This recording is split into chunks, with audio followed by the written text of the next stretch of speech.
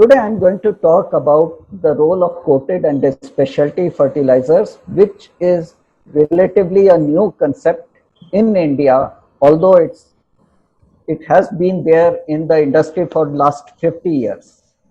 But as the luck would have it, India did not experiment with this concept. And as Dr. Ansari mentioned that in India, for the efficacy of fertilizer is a big challenge. We spend 1,34,000 or say 1,35,000 every year on fertilizer subsidy. Now, if we do not use these fertilizer in a efficient way, it is going to be a waste. So today I'm going to talk about a relatively new product, that is coated fertilizers. And before I talk about this product, let us try to understand what is a product. So what do plants need? Plants need nitrogen. You can give this nitrogen through bacteria. Here you can see Azotobacter. You can give it through Azotobacter or Acetobacter or Rhizobium, or you can give it through urea or some other source. Now both are doing the same job. You have a product that is bacterial formulation, you have a product that is chemically or synthetically produced urea. You can even use urea produced by animals, like in sustainable agriculture you talk about gomut, which is also a kind of urea. So let's try to understand what is a product. So when I talk of the product, there is a core product, that is nitrogen. Then there is a generic product, urea. And when you say urea, there are certain expectations in customers' mind.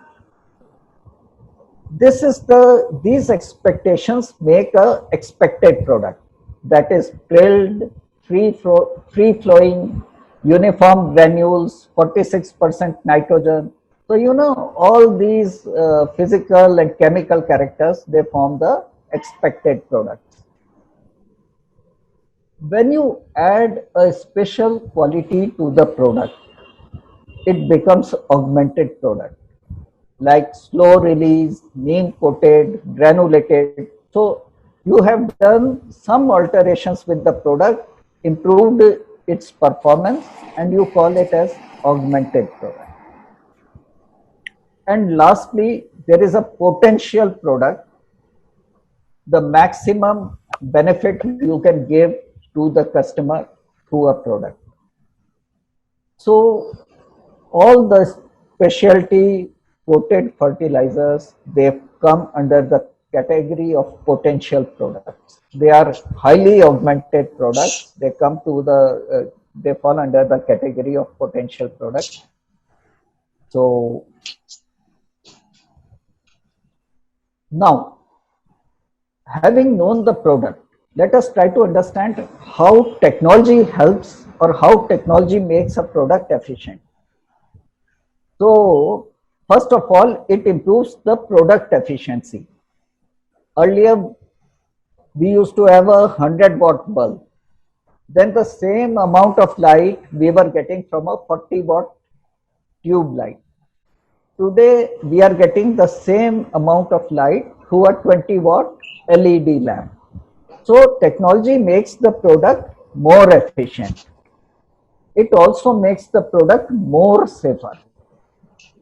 It improves the safety part of the product.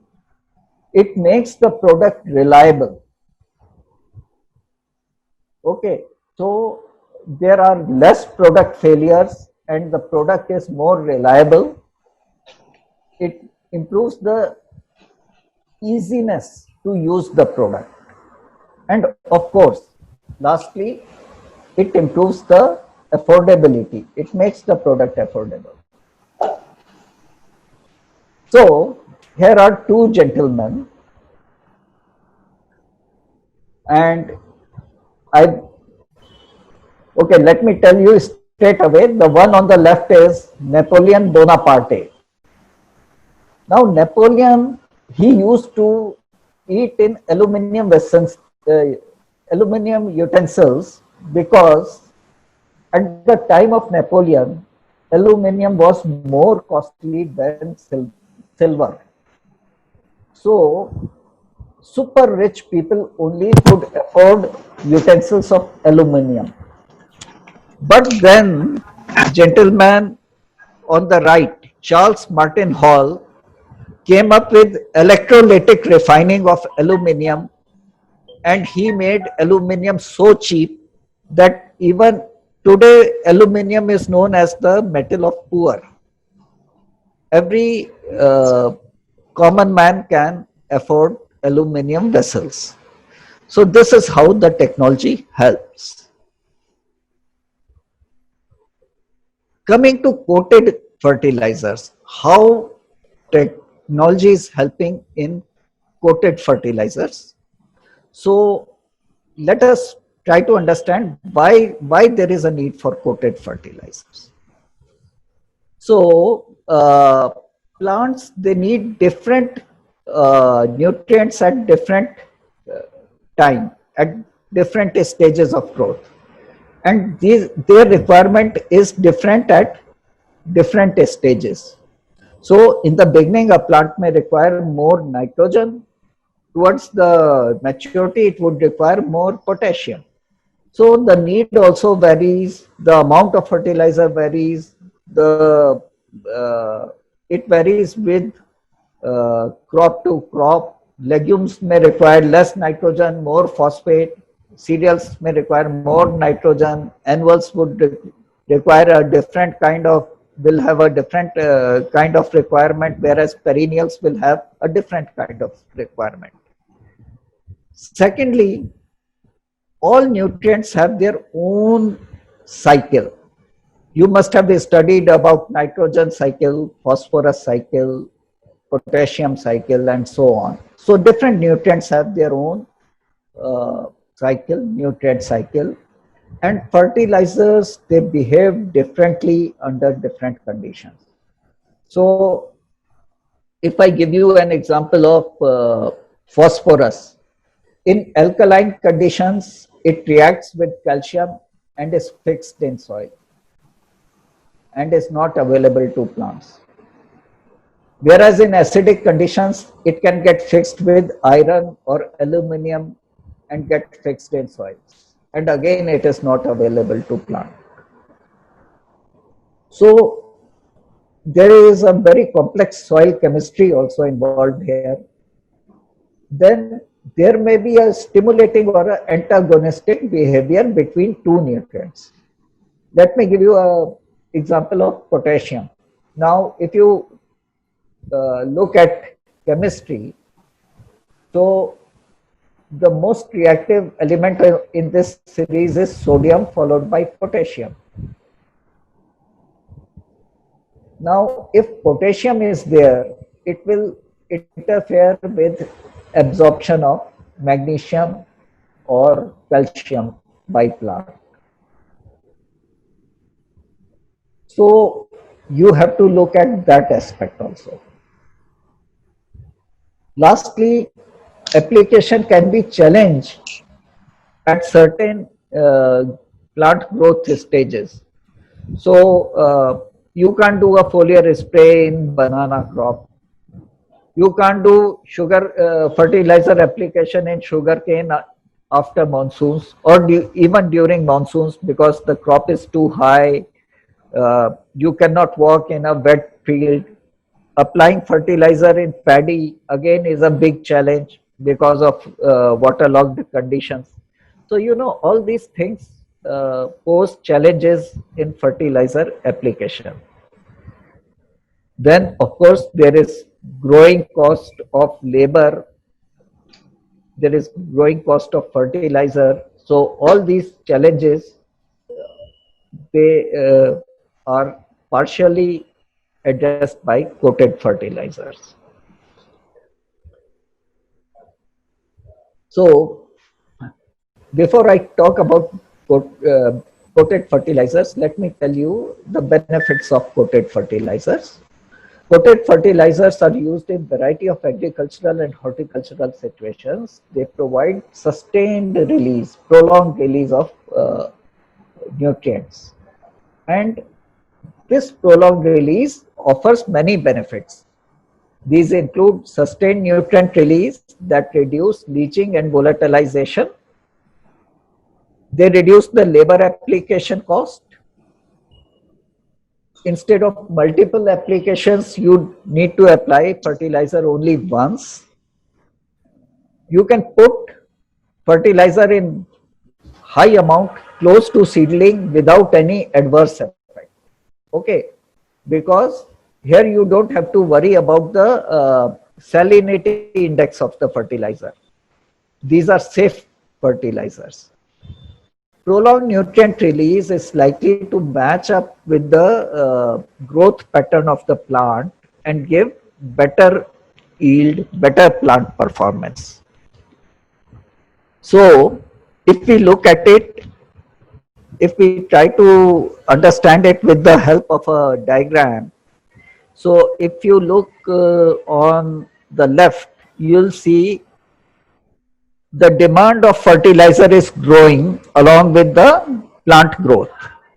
Whereas the fertilizer release, the nutrient released by the fertilizer is slowly dropping down. So when the demand is low, the supply is in excess. But when the demand is high, supply is deficient. So in spite of putting up fertilizers, we do not get good results. Whereas with coated fertilizers, the demand is increasing and the supply is also matching the demand. So controlled release fertilizers, if you look at partially soluble fertilizers, their efficiency is 20 to 40%. Slow release fertilizers have slightly better 50 to 70% efficiency. Fully soluble, water soluble fertilizers, if they are applied through fertigation, you can get efficiencies of 60 to 80%. But controlled fertilizers, controlled release fertilizers, they give a very high level of fertilizer use efficiency, 80 to 90%. So now there are two types of fertilizers. One is slow release fertilizers and other is coated fertilizers. So let us try to understand what are slow release fertilizers. So in nutshell, slow release fertilizers dissolve very slowly and release a very small amount of uh, nutrient over a long period of time. These can be natural organic fertilizers or that add, these can be natural or organic fertilizers that release nutrient naturally by breaking down and decomposing. So rock phosphate is one of the examples of natural slow release fertilizers. Many people who practice organic farming, organic agriculture, they talk about rock phosphate. So yes, rock phosphate is a slow release fertilizers. Then there are certain kinds of phosphates which are slow release. A controlled release fertilizers is a granulated fertilizer. It's a granulated fertilizer. Generally, it's water soluble fertilizer, and you know it is coated with a. It has a coating. Now this coating, it dissolves with the moisture. It can decompose organically or by chemical means and release nutrients slowly whenever the plant requires these. So if I was to put them if I was to tell you about the family of slow release or coated fertilizers, so we can have three types of fertilizers: uh, organic, physical barrier, inorganic, slow release fertilizers. So organic coated fertilizers are fertilizers which are coated with natural oils, or they may have a synthetic coating. This synthetic coating may degrade by chemical. There might be chemical degradation of the coating, or there might be a biological degradation of the coating. So if you coat urea with neem oil, the commonly available neem coated urea is a naturally organic coating of uh, uh, naturally organic coated fertilizer. Whereas if you coat it with some mineral oil,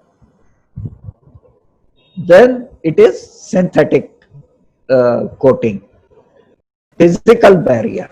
Physical barrier is generally a coating. Now this coating can be of polymer. This coating can be a inorganic material coating.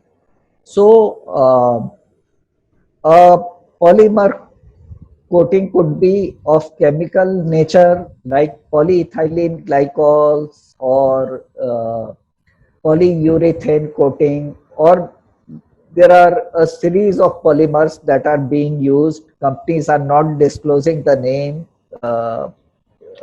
They are keeping it as a trade secret. Uh, there are coatings of biological origins. These are resin coatings. So different plant resins are used to coat fertilizers, and they are used to produce cheap coated fertilizers for forestry purpose. You know, in Europe, there is forestry is a big industry. People plant oak, pine, cedars for timber, and you cannot go and apply fertilizer every time. So they use resin coated fertilizers in forestry. Coming to inorganic coating, one of the most commonly used agent is sulfur. So we have sulfur coated fertilizers, sulfur coated urea. IFCO did a lot of experiment with sulfur coated urea. Then there could be a mineral coating. It could be like gypsum or some other material used for coating fertilizers. Inorganic slow release fertilizers are metal ammonium phosphate like ferrous ammonium phosphate, manganese ammonium phosphate, magnesium ammonium phosphate. So these release very little amount of fertilizers. They dissolve very slowly and make nutrients available to plant. On the other hand, we have acidulated rock phosphate, what I was talking in my previous slide. So all these, they come under the category of slow release fertilizers. Having understood this, let us look how fertilizers are coated. So before that, let me talk about a slow release fertilizer. Now this is a very interesting slow release fertilizers. I would request all of you to read about two slow release fertilizers. One is polysulfate. Polysulfate is of course produced by Israel Chemicals Limited, that is my company, and other is KMAG. KMAG is produced by Mosaic, which is another American company. So if I talk about polysulfate, it is a single crystal. It is a single crystal known as the chemical formula is K2Ca2Mg2SO4 whole 4 plus 2 molecules of water of crystallization.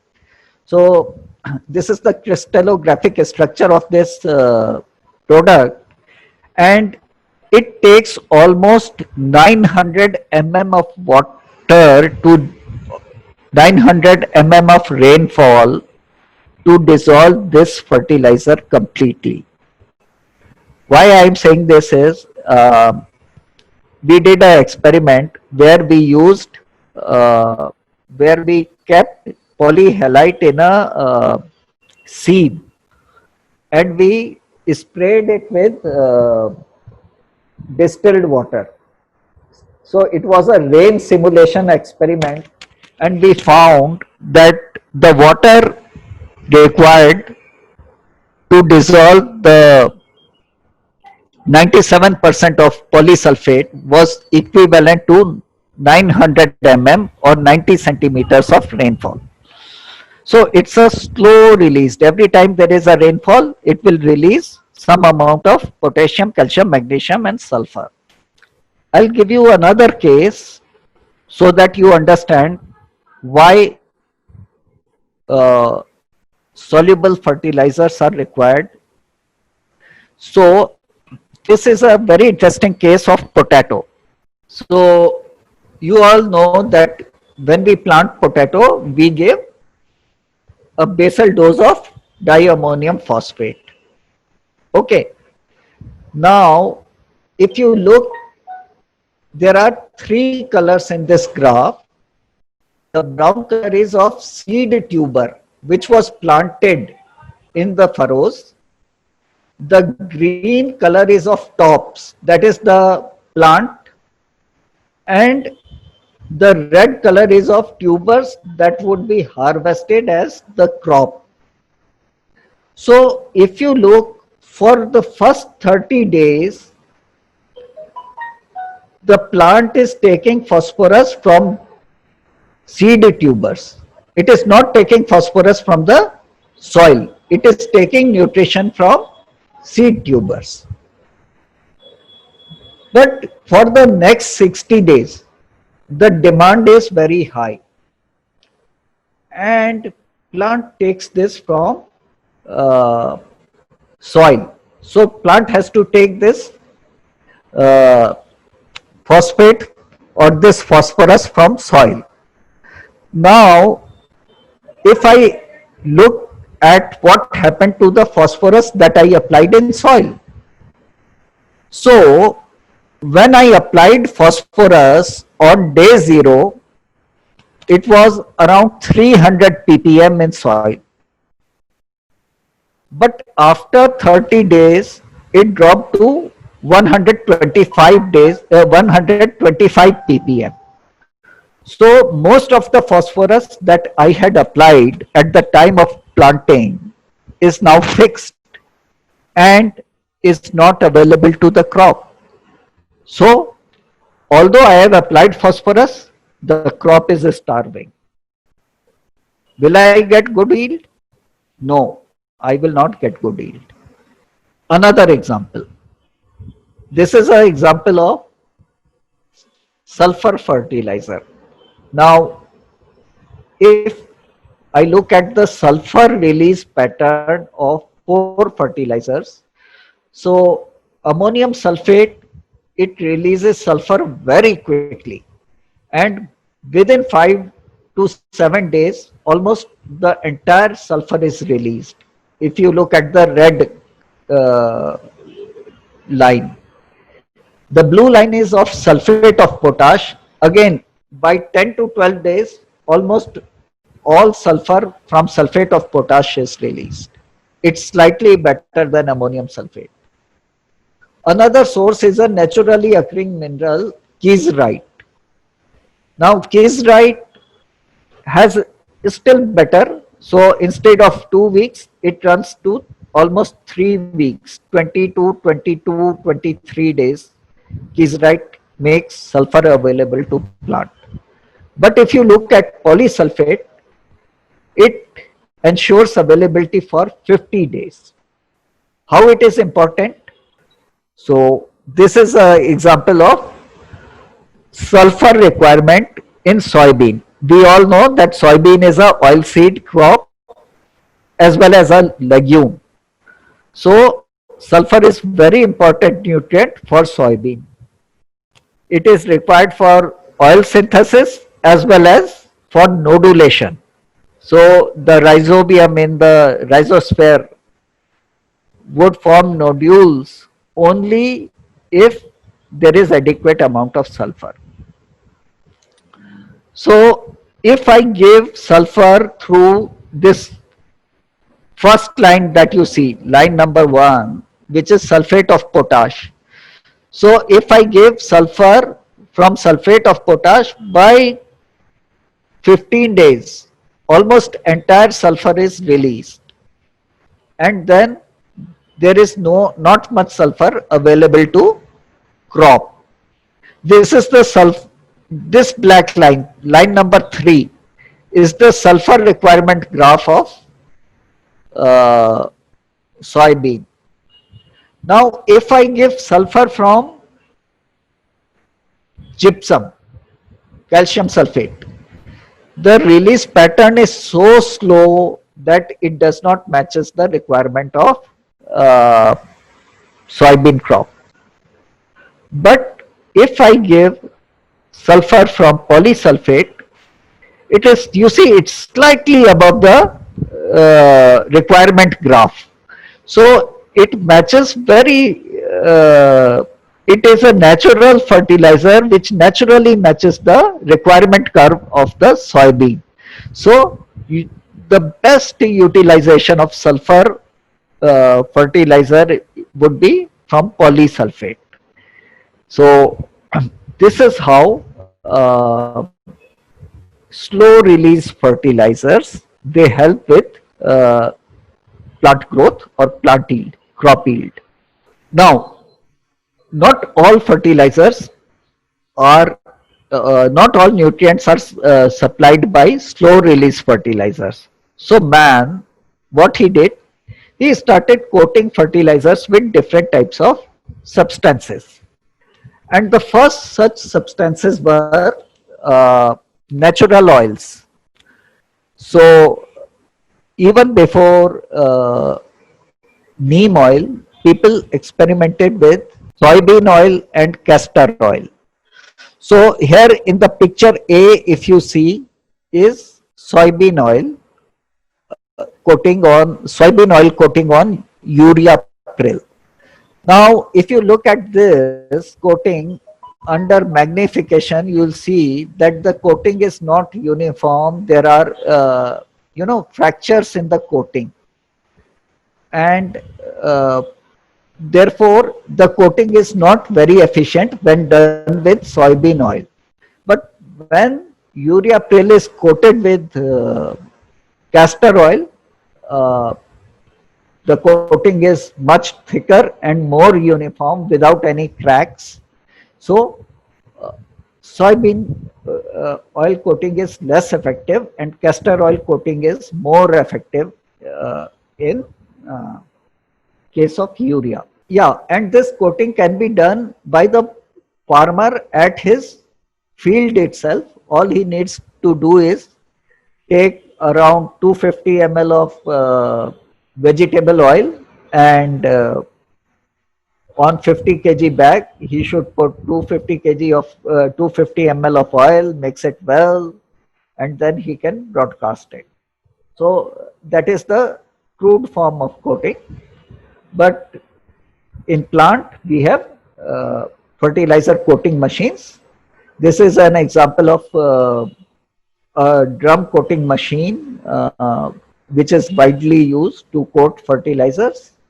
The fertilizers along with coating material is put in this drum, which it rotates, and calibrations are done to get the desired thickness of coating.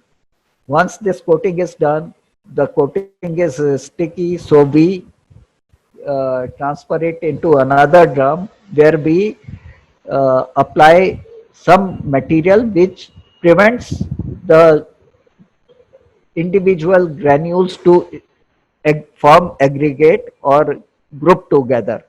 So we apply a desiccant or a material which keeps the granules separate. Mostly it is silica or diatomaceous clay. Now what happens? Let me explain the functioning of controlled release fertilizer. So we have different types of coatings of different material and different thickness. And over the years we have learned how long will this coating hold in field.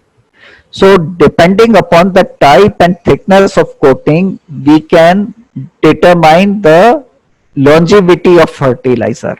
So this is a micrograph of a fertilizer urea coated with polymer, and the release is due to semi-permeable structure of coating. As I mentioned, we with our experience we have predicted the field release rate, and the temperature also steers the release rate of uh, fertilizer. So in temperate countries where wheat is planted in October, and before germination the ground is covered with snow. So what happens when the snow melts somewhere in February, the germination happens. The wheat is already planted, it gets irrigated by melting snow, and this moisture and increased temperature breaks down the coating, and the nutrients are made available to germinating wheat crop. Now this wheat then grows without any application of fertilizer, because whatever fertilizer was needed, we had applied it in the month of October only, before the ground was covered with the snow. So what happens? The water moves inside the coating, okay, inside the granule through coating. It dissolves the water soluble fertilizer inside.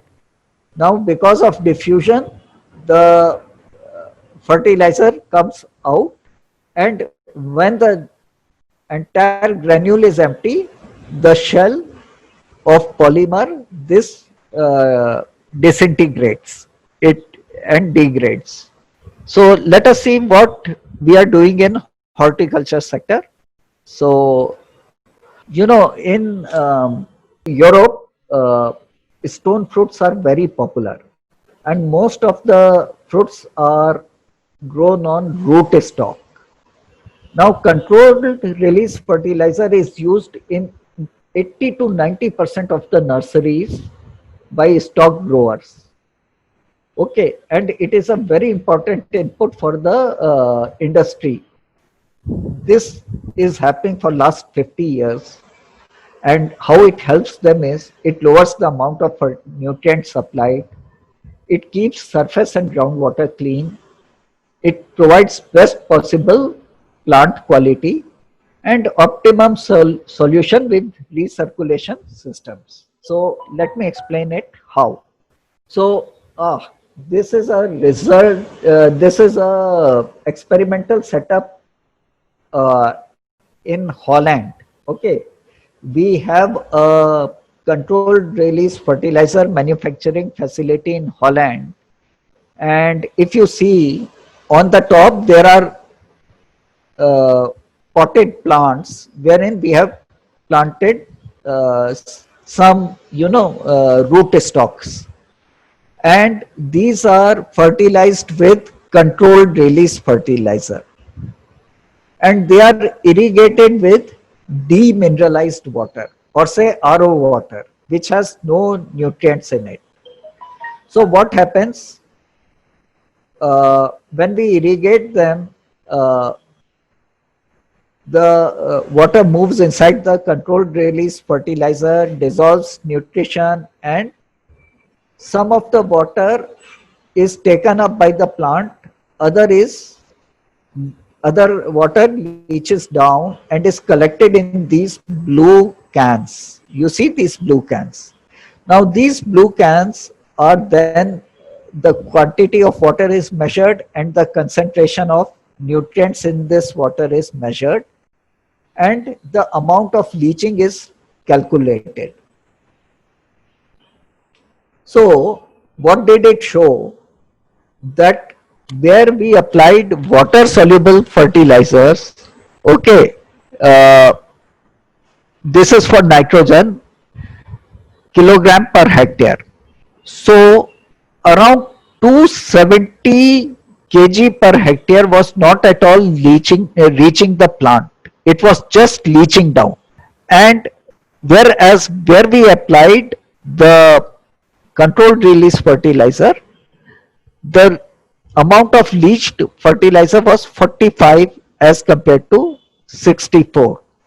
So, as compared to 64 in water soluble fertilizers. So, this is how you save on fertilizer cost, because here a lot of water is or lot of fertilizer is being applied at non-targeted areas, whereas here the application is highly targeted.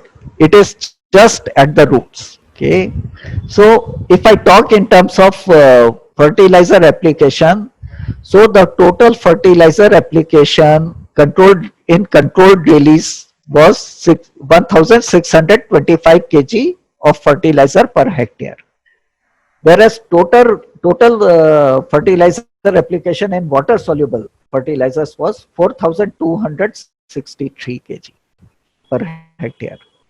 If I talk of nitrogenous fertilizer, here it was only 244 kg, here it was 640 kg, you can say 639 kg to be precise, per hectare. Here it was 64 kg of phosphatic fertilizers.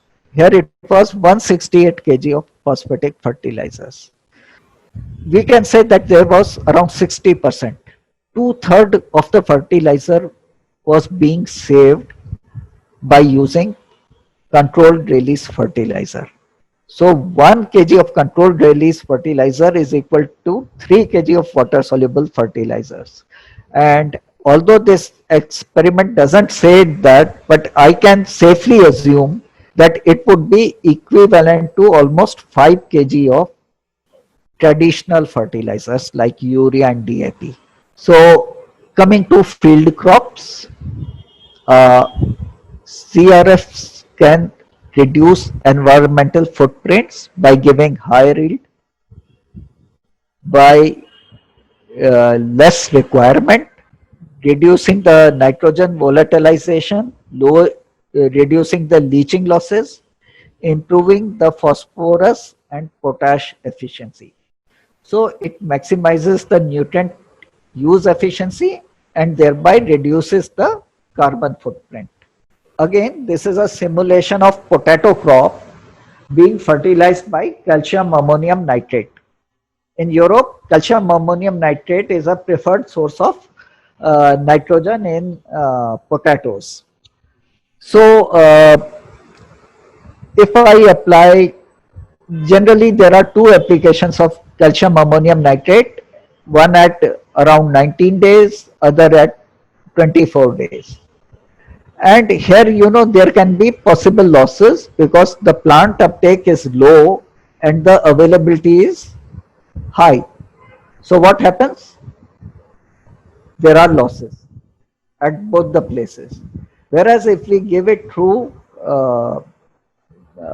controlled release fertilizer, the release pattern is slightly higher than the uptake pattern, but it ensures that there is more efficient usage of fertilizer. So this is the schematic diagram of nitrogen cycle, and I've tried to explain how leaching losses are reduced by slow release nitrogenous fertilizers.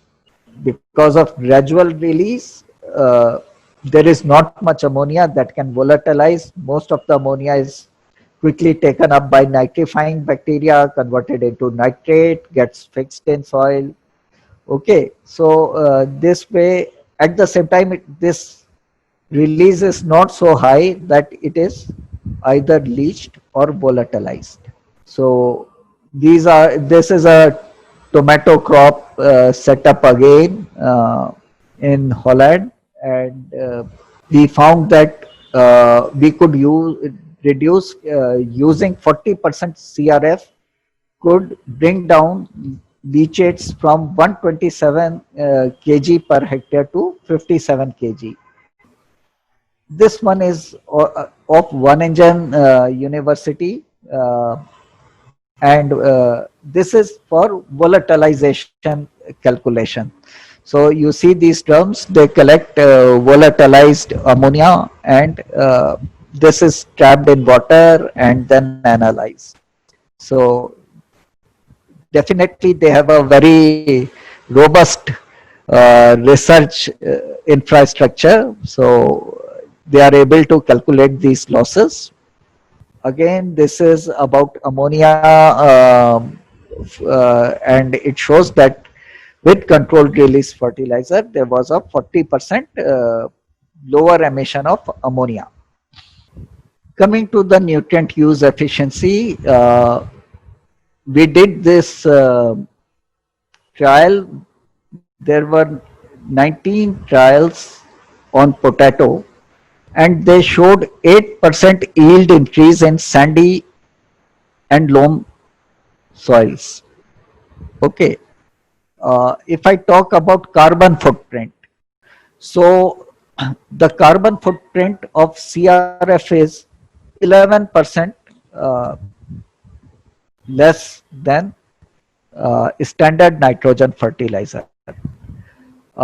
If I talk about India, in India, the most efficient plant, energy efficient plant in India was that of Tata Chemicals, Babrala, now owned by Yara Fertilizers. So when we talk about urea, we talk in terms of calories per ton. So in India, the average amount of calorie consumption per ton is close to 6, 5.7, 5.8 gigacalories per ton. 5.7, 5.8 gigacalories per ton. But uh, Tata Chemicals had 5.12 gigacalories per ton. It was much, almost 0.5 gigacalorie less than the best of competitor. So it is a highly energy efficient plant, but the carbon footprint is still very big. It is so big that if all controlled release, if all the potato grown in Holland was fertilized with controlled release fertilizer, the saving in terms of carbon emissions would be equivalent to 3,340 trips around the equator in an average size European car. So that is the potential of reducing the CO2 emissions when we use controlled release fertilizers. The industry is moving for faster biodegradable coatings, but then there are certain challenges. Uh, Coatings for CRF have a water barrier.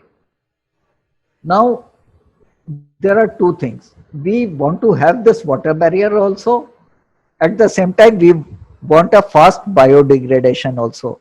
So these are two contradictory things. If it dissolves too fast, then it compromises the very essence of having a barrier. And if it biodegrades in a longer period, then it is a challenge that how long will that product stay environment. So striking the right balance is very important. Soil and water biodegradation requirements should not be same as the environmental conditions differ. So there is not, we can't have one size fits all. For example, the acidic soils of northeast would have a different kind of polymer requirement as compared to the black cotton soils of Maharashtra. Okay, so there is this, you can't do a copy paste here. Then, you know, development of polymer coating takes a lot of time. Okay, it takes heavy investment, coating tech to develop the coating technology, agronomy testing, upscaling, doing commercial trials, and to build totally new production plants. So it's a very complex process. Uh, Although not controlled release fertilizer, but we tried doing this with customized fertilizers in Tata Chemicals, and it took us almost 7 years to establish a plant and bring first commercial product. So it's a very time and money taking effort. Then there is a regulatory uncertainty about the criteria and testing method. So, fertilizers are controlled commodity and they are subjected to a lot of regulatory requirements. So, this is a big challenge to us. Uh, Definitely, there is one way university can help industry is working jointly on the agronomy part of testing the fertilizers. And of course, if Pantnagar says something, the fertilizer coordination committee, FCCI takes it very seriously. So the scientific committee takes recommendations of Pantnagar, PAU very seriously, TNAU. That's a positive about our university. So to conclude, uh, controlled release fertilizers are a critical input for high quality crops. They are expensive, but they give a very good benefit cost ratio in high value, high quality crops. Controlled release fertilizers can reduce farmers' environmental footprint. Okay, they if used judiciously, they can be a very helpful tool in sustainable agriculture. They can increase the yield, lower the fertilizer input, lower the environmental impact, and yes, improve the profitability. Controlled release fertilizers can help us to achieve our sustainability goals, objectives, because we can decrease our fertilizer usage almost by 20 to 30% at first go.